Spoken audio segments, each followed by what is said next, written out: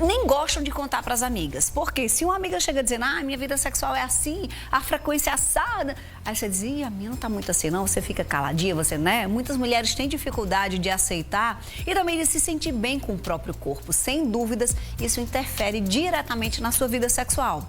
E imagine após o tratamento do câncer, além do estresse emocional, muitas mulheres elas acabam tendo que lidar com as mudanças também na aparência. Perda de cabelo, perda do seio. Claro, cada uma vai reagir de uma maneira diferente a todo esse processo. Mas hoje, fechando todas as temáticas que envolvem o Outubro Rosa, a nossa colunista, médica ginecologista, doutora Vanúzia Miranda, vai falar sobre a vida sexual pós-câncer. Roda a vinheta.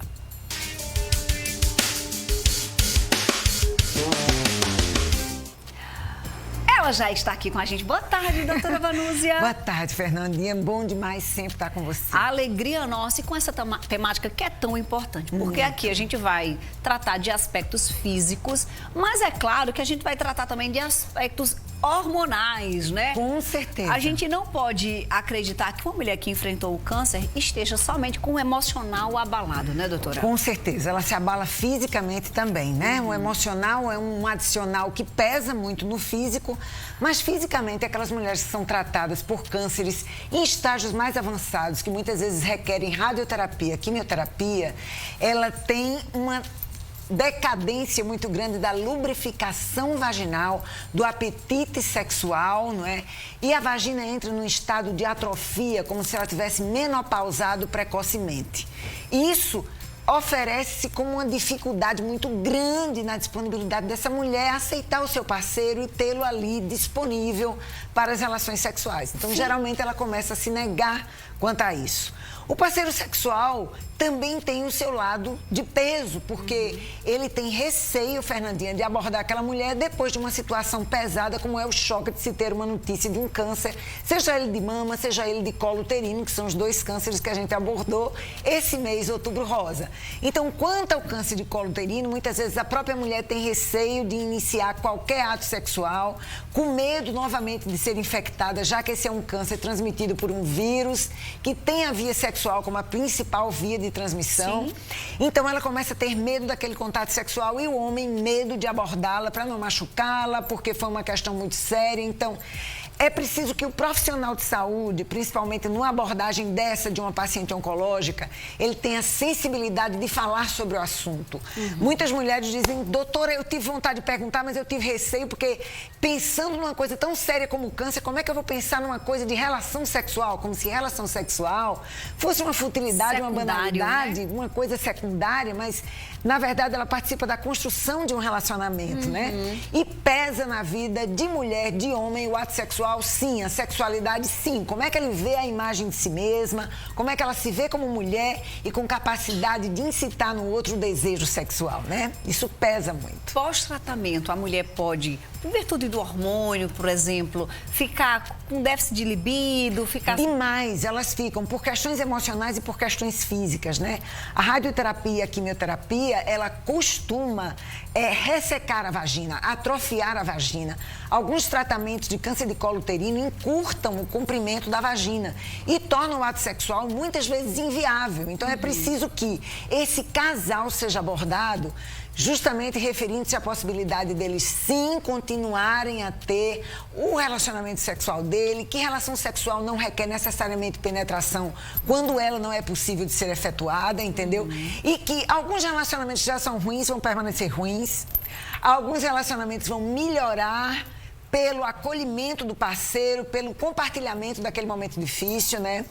E algumas questões comportamentais da mulher, por exemplo, eu faço muito votos de que melhorem. Por quê? Porque é uma hora de uma reflexão, de um repensar sobre valores da vida, né? Muitos relacionamentos e muitos comportamentos das mulheres melhoram, relacionamentos sexuais inclusive, porque ela começa a pensar que depois daquele choque emocional de se ver, às vezes, numa margem limite da vida, ela começa a ver que qualquer momento, ela aproveitando bem, ela está fazendo o melhor que pode fazer. Então ela começa a ver o ato sexual, o parceiro, aquele momento, como coisas muito mais valiosas e preciosas que merecem ser usufruídas até a última gota. A gente está falando aqui dos componentes, né, fisiológicos, biológicos, mas a gente não pode esquecer o componente emocional, psicológico, que é quem comanda todo o resto no sentido do sexo, né, doutora? Isso, exatamente. E a mulher, ela se sente... As que fazem terapia por conta de um câncer de mama, as que fazem mastectomia, por exemplo, elas se sentem pouco atrativas porque o retrato de uma mulher atraente na sociedade é aquela mulher que tem seios vastos, é aquela mulher que tem um físico padrão e ela se vê como pouco atrativa quando se relaciona a esse aspecto que a sociedade cobra, né? Muitas vezes uma mulher com uma única mama, na mama que foi retirada, uma mastectomia completa, por exemplo, que tira a mama inteira, né? Então ela pode não se reconhecer. Não se reconhecer como mulher, como um instrumento que pode ser atrativo a um ato sexual, né? Muitas vezes ela perde os cabelos também. Isso para ela é uma questão de aparência que mexe com a autoconfiança dela, com a autoestima dela. Então tudo isso interfere na disponibilidade de retomar a vida sexual com seu parceiro. Isso é extremamente importante. Porque é que eu falo sempre? O profissional de saúde, ele tem um papel, assim, imprescindível nessa história para aconselhar, reunir o casal e dizer que isso é absolutamente possível de se retomar a vida sexual. Existem alguns fatores ligados à tecnologia, laser terapia, ácido hialurônico aplicado aos genitais e isso faz com que a mulher possa não se sentir tão ressecada e voltar a ter um ato sexual sem tantos incômodos, sem tantas dores. Quais, né, na parte física, quais são os sintomas que a mulher pode ficar pós-tratamento? Né? Ardência vaginal, secura vaginal, dor durante a relação sexual, falta de apetite sexual, ela não tem libido, ela simplesmente não funciona. E não funciona por muitas questões que ela pesa em si mesma, né? O limite da vida é como se ela estivesse terminando de viver diante do choque da notícia de um câncer. É o fato de não se sentir atraída nem atrativa ao marido. Ela sempre tem algumas mulheres que dizem, doutora, quando eu me vi com câncer e me vi sem cabelo e sem cílios, eu disse pro meu marido, se você quiser arrumar outra mulher, fique à vontade.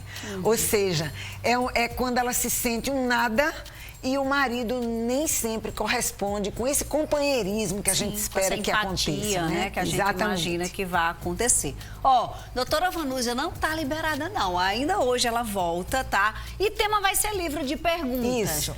Qualquer dúvida sobre saúde da mulher, manda para uma partilha, às vezes é uma partilha, não é nenhuma dúvida, né? Um testemunho bonito de superação, né? Às vezes é uma superação e às vezes é uma dificuldade também. Com certeza. Eu não tenho nenhum problema de câncer, mas no meu relacionamento eu não tenho mais desejo, eu não sei o que é que você está passando aí. Só saiba que aqui tem duas mulheres empáticas esperando o seu relato para a gente analisar juntas, tá? Isso. 988933999 é o WhatsApp aqui do programa, a doutora Vanúzia volta já.